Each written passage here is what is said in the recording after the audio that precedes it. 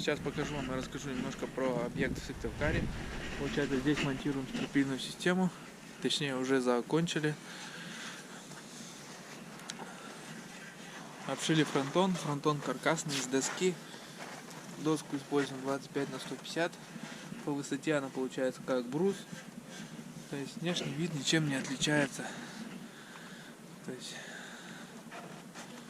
от стен. То есть снаружи фронтоны как будто продолжение из бруса. Фронтон крыша получается достаточно сложная.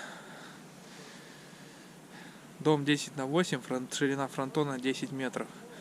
Длина стропильных ног 6-метровых не хватает, поэтому приходится сращивать. Сращивание производится обязательно на прогоне,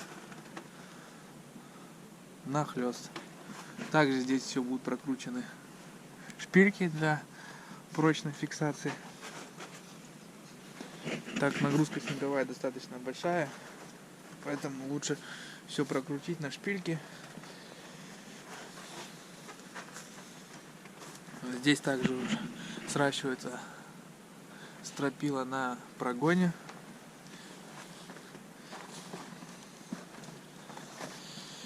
Начали уже натягивать изоспан.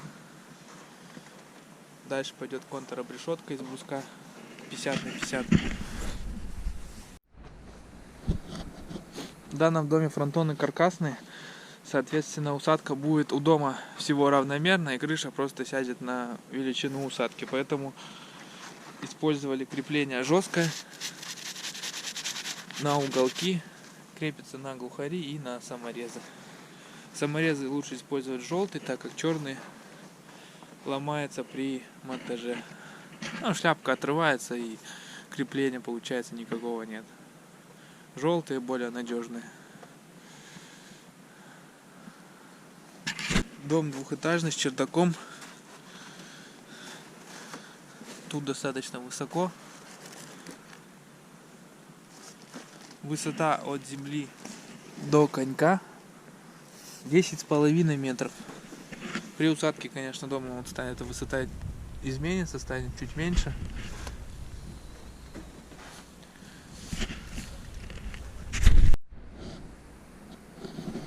Чердак в данном доме эксплуатируемый.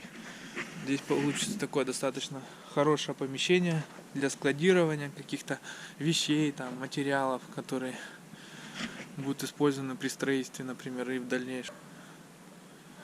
То есть ширина достаточно хорошая, высота 2 метра. Человек спокойно помещается в данном помещении. Также здесь будет предусмотрено между балками чердачная лестница раскладная, то есть чтобы могли подняться на чердак.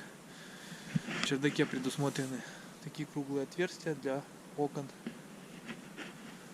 Получается, утепление будет по стенам у чердака, между ригелями пойдет и по той стене. А дальше уже замыкается, утепляется перекрытие чердачное и контур замыкается.